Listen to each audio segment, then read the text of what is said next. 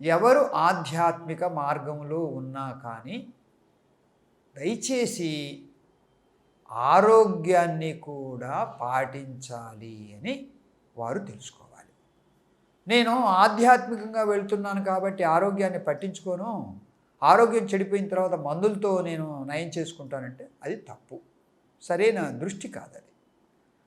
అలాగే ఆరోగ్యాన్ని నేను కాపాడుకుంటాను యోగ మార్గం ద్వారా, లేకపోతే ఆసనాల ద్వారా, ఆహార నియమం ద్వారా, అంటే ఆ జీవన శైలి ద్వారా ఆధ్యాత్మిక నాకు వద్దు అంటే అది కూడా సరికాదు.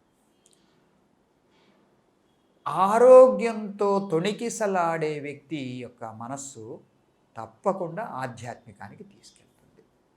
ఎందుకంటే బోలెడంత సమయం మిగులుతుంది కాబట్టి అతను సంపూర్ణ ఆరోగ్యంతో విరాజిల్లుతూ అది ఏంటి ఈ సృష్టి అని ఆశ్చర్యపోయి ఆధ్యాత్మికానికి చేరుకుంటాడు. బాహ్య ప్రకృతికి దగ్గరవుతే మనకు అదే అంతర్ప్రకృతికి తీసుకెళ్తుంది.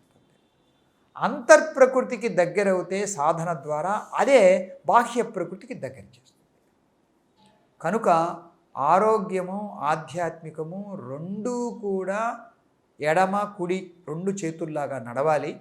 ఎవరికైనా ఆధ్యాత్మిక మార్గంలో నడుస్తూ ఆరోగ్యం బాగలేదంటే వాళ్ళ యొక్క మార్గం పరిపూర్ణమైంది కాదు.